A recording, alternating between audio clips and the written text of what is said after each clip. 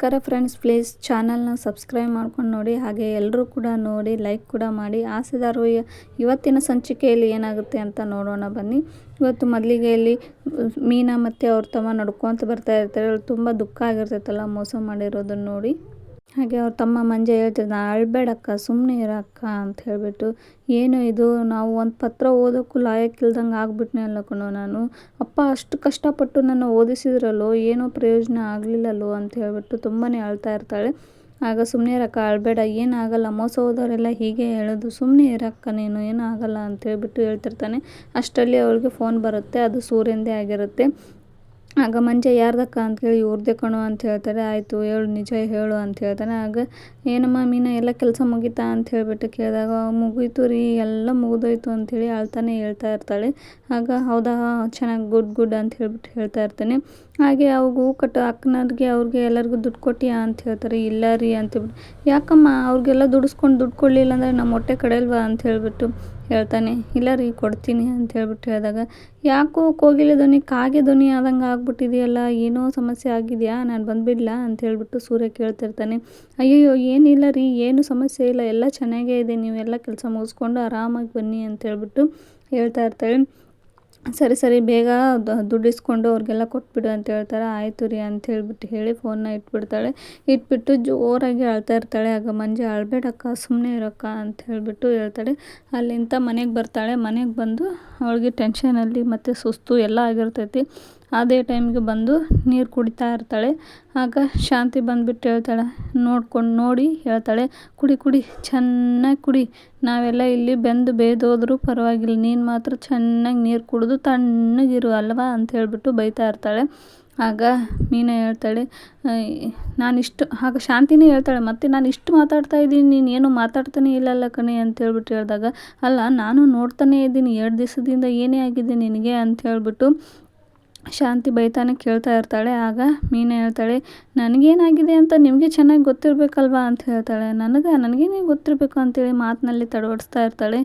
ನನಗೇನಾಗಿದೆ, ಎಲ್ಲ ನನಗೆ ಸೋಲಾಗಿದೆ ಅಂಥೇಳಿ ತಾನೇ ನೀವು ಹೋಟ್ಲಿಂದ ಸ್ವೀಟು ಊಟ ಎಲ್ಲ ತರಿಸ್ಕೊಂಡು ತಿಂದು ಖುಷಿಯಾಗಿರೋದು, ನನಗೆಲ್ಲ ಗೊತ್ತು ಅಂತ ಹೇಳ್ಬಿಟ್ಟು ಮೀನಾ ಹೇಳ್ತಾಳೆ. ಅಯ್ಯೋ ಹಾಗೇನಿಲ್ಲ ಕಣೆ ಅಂತ ಹೇಳ್ಬಿಟ್ಟು ಹೇಳ್ತಾ ಇರ್ತಾಳೆ.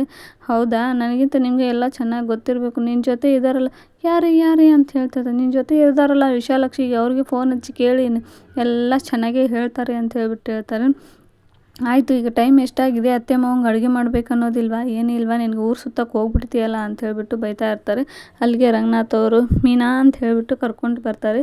ಆಗ ಅವರು ಕೈಯಲ್ಲಿ ಬ್ರೆಡ್ ತರ್ತಾರೆ. ಆಗ ಶಾಂತಿ ಹೇಳ್ತಾರೆ, ನೀವೇನು ರೀ ಮಿಕ್ಸ್ಚರ್ ಏನು ತರಲಾರ್ದೆ ಬರೀ ಬನ್ ಮಾತ್ರ ತಂದಿದ್ದೀರಾ ಅಂತ ಹೇಳ್ಬಿಟ್ಟು ಹೇಳಿದಾಗ, ಅಯ್ಯೋ ಅದು ಮೊನ್ನೆ ಕೇಶವನ ಮನೆಗೆ ಹೋಗುವಾಗ ಅದನ್ನೆಲ್ಲ ಬೇಕ್ರಿಲಿ ಐಟಮ್ ತೊಗೊಂಡೋಗಿದ್ದೆ, ಅವನು 50 ರೂಪಾಯಿ ನೋಟನ್ನ ಹರಿದಿದ್ದು ಕೊಟ್ಬಿಟ್ಟು, ಅದು ಮನೆಗೆ ಬಂದಮೇಲೆ ನೋಡ್ಕೊಂಡಿದ್ದೀನಿ, ವಾಪಸ್ ಕೊಡೋಕೆ ಹೋದರೆ ನಾನು ಕೊಟ್ಟಿಲ್ಲ, ನಾನು ನೋಡಿಲ್ಲ ಅಂತ ಹೇಳ್ಬಿಟ್ಟು ಹೇಳ್ತಾನೆ. ನಾನು ಯಾವಾಗಲೂ ತೊಗೊಳೋ ಬೇಕ್ರಿ ಅಲ್ವಾ, ನಂಬಿಕೆಯಿಂದ ತೊಗೊಂಡು ಬಂದೆ, ಆದರೆ ಅವ್ನು ನಮಗೆ ಹಿಂಗೆ ಮೋಸ ಮಾಡಿದ್ನ ಅಂತ ಹೇಳಿದಾಗ ಮೀನಂಗೆ ಕೂಡ ಅದೇ ರೀತಿ ಆಗಿರುತ್ತಲ್ವ. ಆಗ ಮೀನಾ ಹೇಳ್ತಾಳೆ, ಹೌದು ಮಾವ, ನಾವು ಯಾರನ್ನ ನಂಬಿರ್ತೀವೋ ಅವರೇ ನಮಗೆ ಮೋಸ ಮಾಡೋದು, ನಮ್ಮವರೇ ನಮಗೆ ಮೋಸ ಮಾಡೋದು ಅಂತ ಹೇಳ್ಬಿಟ್ಟು ಹೇಳ್ತಾ ಇರ್ತಾಳೆ. ಆಗ ಏನಮ್ಮ, ನಿನಗೇನಾದರೂ ತೊಂದರೆ ಆಗಿದೆಯಾ ಏನು ಅಂತ ರಂಗನಾಥ್ ಅವ್ರು ಕೇಳ್ತಾರೆ. ಏನಿಲ್ಲ ಮಾವ, ಹಾಗೆ ಸುಮ್ಮನೆ ಹೇಳಿದೆ ಅಂತ ಹೇಳ್ಬಿಟ್ಟು ಹೇಳ್ತಾರೆ. ಹಾಗಾದರೆ ನೀವೇನು ಮಾಡಿದ್ರಿ ಅಂತ ಹೇಳ್ಬಿಟ್ಟು ಹೇಳಿದಾಗ ಶಾಂತಿ, ನಾನು ಅದಕ್ಕೆ ಅವನು ಹಂಗೆ ಆ ರೀತಿ ಮಾಡಿದ್ದಕ್ಕೆ ಮನೆಗೆ ಬಂದು ಆ 50 ರೂಪಾಯಿ ನೋಟ್ಗೆ ಪ್ಯಾಚ್ ಹಚ್ಚಿ ಅವನಿಗೆ ಕೊಟ್ಟು ತೊಗೊಂಡು ಬಂದಿದ್ದೀನಿ ಅಂತ ಹೇಳಿದಾಗ, ನೀವು ಈ ರೀತಿ ಮಾತಾಡ್ತಿರೋದು ಸತ್ಯ ನ್ಯಾಯ ನೀತಿ ಅಂತ ಹೇಳ್ಬಿಟ್ಟು ಹೇಳ್ತಿರ್ತೀರಾ ಅಂತ ಹೇಳ್ಬಿಟ್ಟು ಶಾಂತಿ ಹೇಳಿದಾಗ, ಮೋಸ ಮಾಡಿದವ್ರಿಗೆ ಮೋಸ ಮಾಡದೇ ರೀತಿಯೇ ಕೊಡಬೇಕು, ಅವ್ರಿಗೆ ಹಂಗೆ ಬುದ್ಧಿ ಕಲಿಸ್ಬೇಕು ಅಂತ ಹೇಳ್ಬಿಟ್ಟು ರಂಗನಾಥ್ ಅವರು ಹೇಳಿದಾಗ ಮೀನಂತ ತಲೆಗೆ ಹೊಳೆಯುತ್ತೆ. ಹಾಗಾದರೆ ನಾನು ಏನಾದರೂ ಉಪಾಯ ಮಾಡಬೇಕಂತ ಹೇಳ್ಬಿಟ್ಟು, ಆಯಿತು ಮಾವ, ನಾನು ಸ್ವಲ್ಪ ಹೊರಗಡೆ ಹೋಗಿ ಬರ್ತೀನಿ ಅಂತ ಹೇಳ್ಬಿಟ್ಟು ಹೇಳ್ತಾ ಇರ್ತಾಳೆ. ಮತ್ತೆ ಅವ್ರು ಸುತ್ತಕ್ಕೆ ಹೋಗ್ತಿದೀಯಾ, ಅಡುಗೆ ಯಾರೇ ಮಾಡಬೇಕು ಅಂತ ಹೇಳ್ಬಿಟ್ಟು ಹೇಳಿದಾಗ, ಅತ್ತೆ ಕರೆಕ್ಟ್ ಟೈಮಿಗೆ ಅದು ಬಂದೇ ಬರುತ್ತೆ ಅಂತ.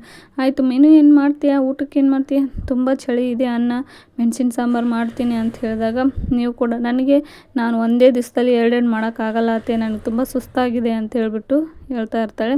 ಆಯಿತು, ಕರೆಕ್ಟ್ ಟೈಮಿಗೆ ಬರ್ತೀನಿ ಅಂತ ಹೇಳ್ಬಿಟ್ಟು ಹೇಳಿ ಮೀನಾ ಅಲ್ಲಿಂದ ಹೊರಟೋಗ್ತಾಳೆ.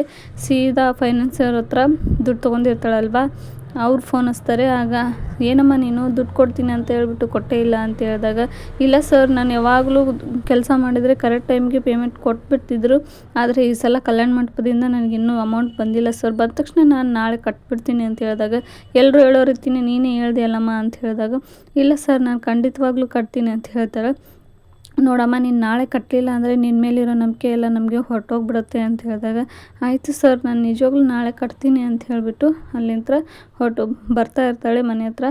ಆಗ ಅವ್ರು ಮಾತಾಡ್ತಾನೆ ಪೂರ್ತಿ ಹೊರಗೆ ಬರ್ತಿರ್ಬೇಕಾದ್ರೆ ಅವ್ರಿಗೆ ಹೂ ಕಟ್ಟೋಕ್ಕೆ ಸಹಾಯ ಮಾಡಿರ್ತಾರಲ್ಲ ಮೂವರು ಅಕ್ಕಂದಿರು ಮೀನನ ಮನೆಗೆ ಬರ್ತಾರೆ.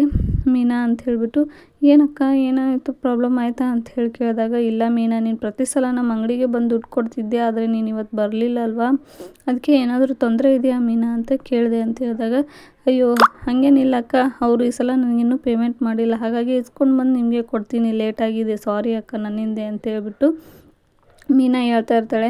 ಹಾಗೇನಿಲ್ಲ ಅಂತ ಹೇಳ್ಬಿಟ್ಟು ಹೇಳಿದಾಗ, ಏನಾದರೂ ತುಂಬ ಅರ್ಜೆಂಟ್ ಇತ್ತು ಅಕ್ಕ ಅಂತ ಕೇಳಿದಾಗ, ಇಲ್ಲ ನನ್ನ ಮಗಳಿಗೆ ಹುಷಾರಿದ್ದಿಲ್ಲ, ಅದು ಗೌರ್ಮೆಂಟ್ ಆಸ್ಪತ್ರೆ ಕಣೆ, ಆದರೆ ಏನೋ ಬ್ಲಡ್ ಚೆಕಪ್ ಮಾಡಬೇಕಂತೆ, ಅಲ್ಲಿ 1000 ರೂಪಾಯಿ ಕೇಳಿದ್ದಾರೆ ಅಂತ ಹೇಳ್ತಾಳೆ. ಇನ್ನೊಬ್ಬರು ನಾನು ಚೀಟಿ ದುಡ್ಡು ಕಟ್ಟಬೇಕಿತ್ತು ಅಂತ ಹೇಳಿದಾಗ, ಸರಿ ಬಿಡಕ್ಕ ಎಷ್ಟು ಕೊಡಬೇಕಿತ್ತು ಅಂದಾಗ, ನನಗೆ 2000 ರೂಪಾಯಿ ಬೇಕಾಗಿತ್ತು ಅಂದಾಗ, ಅಯ್ಯೋ ನಿಮ್ಗೆ 1000 ಅವ್ರಿಗೆ 2000 3000 ನನ್ನ ಹತ್ರ ಅಷ್ಟೊಂದು ದುಡ್ಡು ಇಲ್ಲಲ್ವಲ್ಲಕ್ಕ ಅಂತ ಹೇಳ್ತಾರೆ.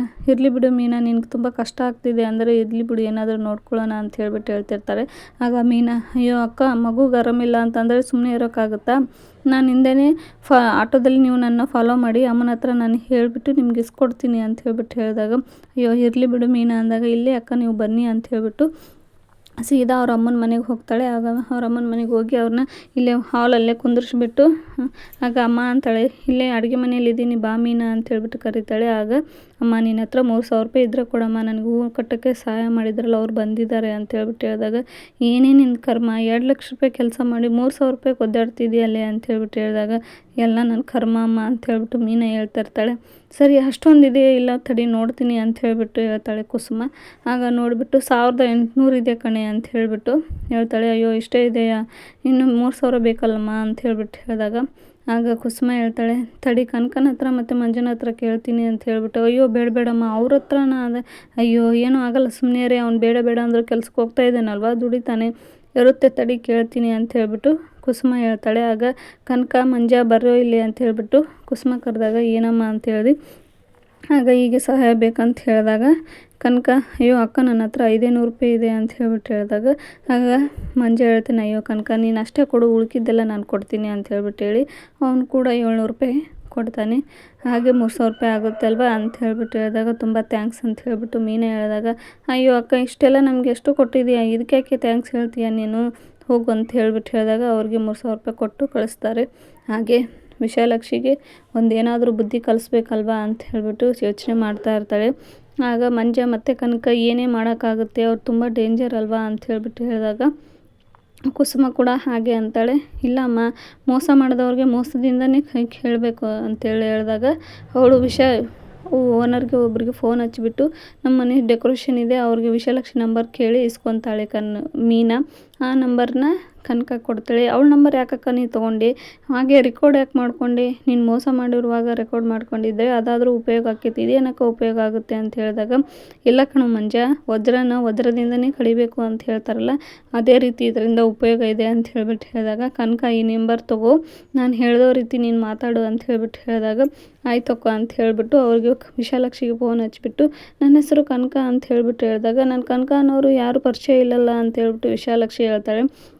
ಅಯ್ಯೋ ನಾನು ಯಾರಂತ ಗೊತ್ತಿಲ್ಲ, ಆದರೆ ನೀವು ಯಾರಂತ ನಂಗೆ ಗೊತ್ತು, ಇಡೀ ಬೆಂಗಳೂರಲ್ಲೇ ನೀವು ಡೆಕೋರೇಷನ್ಗೆ ಫೇಮಸ್ ಅಲ್ವಾ ಅಂತ ಹೇಳ್ಬಿಟ್ಟು ಹೇಳಿದಾಗ, ಹೌದಮ್ಮ ಅಂತ ಹೇಳ್ತಾರೆ. ನಮ್ಮ ಫ್ರೆಂಡ್ ಮಗಳದ್ದು ಒಂದು ಮದುವೆ ಇದೆ, ಅವ್ರಿಗೆ ತುಂಬ ದೊಡ್ಡ ಕಲ್ಯಾಣ ಮಂಟಪ, ನೀವೇ ಡೆಕೋರೇಷನ್ ಮಾಡಿಕೊಡ್ತೀರಾ ಅಂತ ಹೇಳ್ಬಿಟ್ಟು ಹೇಳಿದಾಗ, ವಿಶಾಲಾಕ್ಷಿಗೆ ಖುಷಿಯಾಗಿ, ಹೌದಾ ದೊಡ್ಡ ಮಂಟಪ ಅಂದರೆ ಒಂದು 3 ಲಕ್ಷ ರೂಪಾಯಿ ಒಳಗೆ ಮಾಡಿಕೊಡ್ತೀನಮ್ಮ, ಆದರೆ ಮ್ಯಾನೇಜರ್ಗೂ ಕೂಡ ಅಡ್ವಾನ್ಸ್ ಅಂತ ಕೊಡ್ತಿರ್ಬೇಕು, ಅದೆಲ್ಲ ನಾನೇ ಕೊಟ್ಕೊಳ್ತೀನಿ ಬಿಡಮ್ಮ ಅಂತ ಹೇಳಿಬಿಟ್ಟು ವಿಶಾಲಾಕ್ಷಿ ಹೇಳ್ತಾನೆ. ಸರಿ ಆಯ್ತಮ್ಮ, ನನಗೆ ಹೆಣ್ಣಿನ ಕಡೆಯವರು ತುಂಬಾ ಪರಿಚಯ, ಆದರೆ ತುಂಬ ಚೆನ್ನಾಗಿ ಮಾಡಿಕೊಡ್ಬೇಕು ಅಂತ ಹೇಳಿಬಿಟ್ಟು ಕನಕ ಹೇಳಿದಾಗ, ಹೆಣ್ಣಿನ ಕಡೆಯವ್ರು ನಿನಗೆ ತುಂಬ ಪರಿಚಯ ಏನಮ್ಮ ಅಂತ ಕೇಳ್ತಾಳೆ. ಹೌದಮ್ಮ ಅಂತ ಹೇಳಿದ್ರೆ, ಆಯಿತು ಖಂಡಿತ ಮಾಡಿಕೊಡ್ತೀನಿ ಅಂತ ಹೇಳಿಬಿಟ್ಟು ಹೇಳ್ತಾಳೆ.